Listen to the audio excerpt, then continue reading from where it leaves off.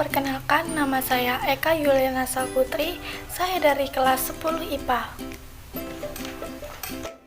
Di sini, saya akan mempresentasikan tugas matematik kimia saya mengenai hasil analisis penerapan konsep termokimia dalam industri. Termokimia adalah ilmu tentang perubahan kalor atau panas suatu zat yang melibatkan proses kimia dan fisika. Termokimia yang merupakan bagian dari termodinamika membahas tentang perubahan energi yang menyertai suatu reaksi kimia yang dimanifestasikan sebagai kalor reaksi. Lalu, dalam termokimia terdapat yang namanya reaksi eksoterm dan reaksi endoterm.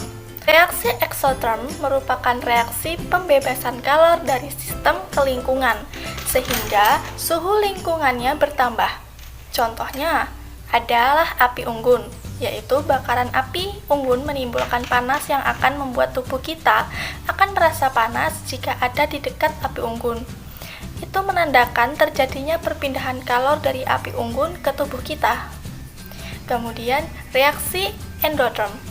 Reaksi endoterm merupakan reaksi penyerapan kalor dari lingkungan ke sistem, sehingga suhu lingkungannya berkurang.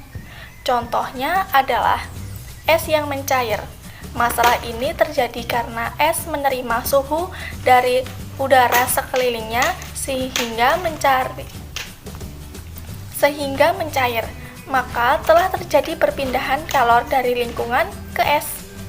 Berikut ini saya akan menampilkan sebuah video percobaan yang membuktikan adanya reaksi eksoterm dan reaksi endoterm di kehidupan kesehari-hari kita. Halo, di sini saya akan melakukan satu percobaan. Bahan dan alat yang kita perlukan yaitu ada deterjen, kemudian ada sitron, dan sendok untuk mengaduk, yaitu terus ada gelas, 2 gelas, dan ada air putih. Langkah pertama yang kita lakukan yaitu ambil 2 gelas yang sudah disiapkan, kemudian ambil deterjen, tuangkan 3-4 sendok ke dalam gelas.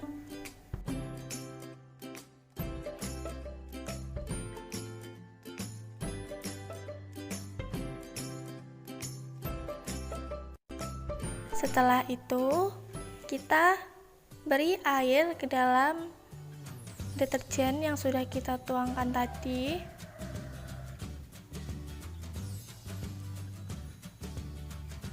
Lalu diaduk sampai semua deterjennya larut.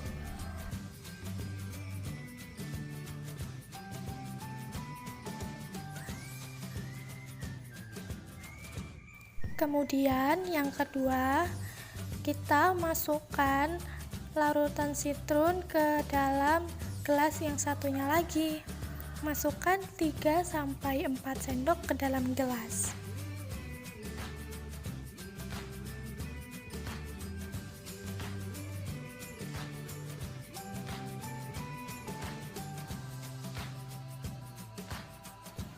Kemudian kita tambahkan air, lalu aduk sampai semua sitronnya larut.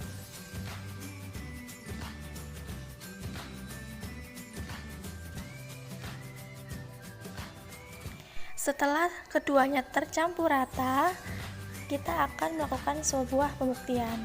Pertama, jika kita menyentuh larutan deterjen, dinding gelas akan terasa dingin. Kemudian, jika kita menyentuh dinding gelas yang berisikan sitron, dia juga akan terasa dingin, tetapi gelasnya akan berembun. Maka pada percobaan ini terjadi reaksi eksoterm, yaitu perpindahan kalor dari sistem ke lingkungan. Halo, di percobaan kedua ini kita memerlukan satu buah piring, kemudian air yang sudah diberi pewarna, ada korek, lilin, dan uang koin.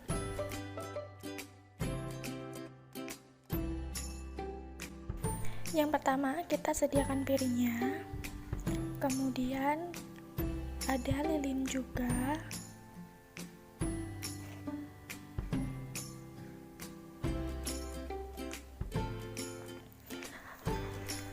Lalu koin. Gimana ya supaya kita bisa mengambil koin ini tanpa menyentuh air yang ada di dalam piringnya? Yuk kita simak videonya. Pertama, kita nyalakan lilin yang sudah kita sediakan, kemudian kita taruh di tengah-tengah piring yang sudah kita taruh koin. Kemudian kita masukkan air yang sudah diberi pewarna supaya kita bisa melihat pergerakan airnya. Kemudian kita tutup lilinnya dengan gelas, maka air yang ada di atas piring akan naik ke atas karena gelas sudah kedap udara. Maka pada percobaan kedua ini terjadi reaksi endotherm, yaitu perpindahan kalor dari lingkungan ke sistem.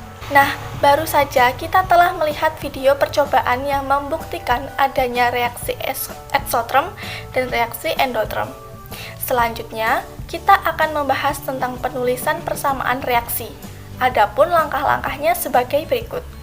Yang pertama, menuliskan persamaan dalam kata-kata yang terdiri dari nama dan wujud zat dari semua reaksi beserta hasil reaksinya. Yang kedua, menerjemahkan persamaan kata ke dalam persamaan rumus kimia dari masing-masing zat. Berikut keterangan wujudnya. Dan yang ketiga, menyertakan persamaan dengan memberi koefisien yang sesuai. Contohnya yaitu aluminium oksida direaksikan dengan larutan asam klorida membentuk larutan aluminium klorida dan air. Persamaan katanya adalah aluminium oksida padat plus larutan asam klorida direaksikan dengan larutan aluminium klorida plus air. Lalu persamaan rumus kimianya adalah Al2O3 plus HCl direaksikan dengan AlCl3 plus H2O. Tapi persamaan ini belum setara. Kemudian yang terakhir, penulisan persamaan reaksi yang setara, yaitu Al2O plus 6HCl direaksikan dengan 2AlCl3 plus 3H2O. Selanjutnya, apa sih hubungan atau keterkaitan antara konsep mol dengan delta H? Keterkaitan antara konsep mol dengan delta H atau perubahan entalpi adalah secara kuantitatif perubahan energi berbanding lurus dengan jumlah molekul pada zat-zat kimia yang bereaksi atau zat kimia yang dihasilkan. Contohnya adalah diketahui persamaan termokimia sebagai berikut. H2 plus setengah O2 direaksikan dengan H2O, delta H sama dengan min 285,85. Persamaan tersebut menunjukkan bahwa pada pembentukan 1 mol H2O berwujud cair dari reaksi antara gas hidrogen dengan gas oksigen, dibebaskan energi sebesar 285,58 kJ atau reaksi exotherm.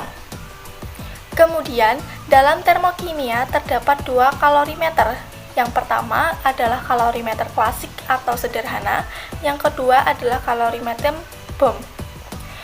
Dalam kalorimeter sederhana memiliki kinerja yang dikenal dengan nama metode campuran, yaitu satu sampel zat dipanaskan sampai temperatur tinggi yang diukur menggunakan termometer.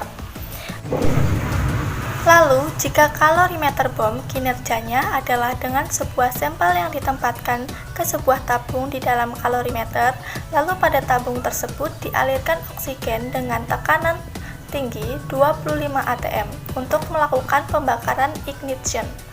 Digunakan aliran listrik akan membakar sampel dengan oksigen berlebih.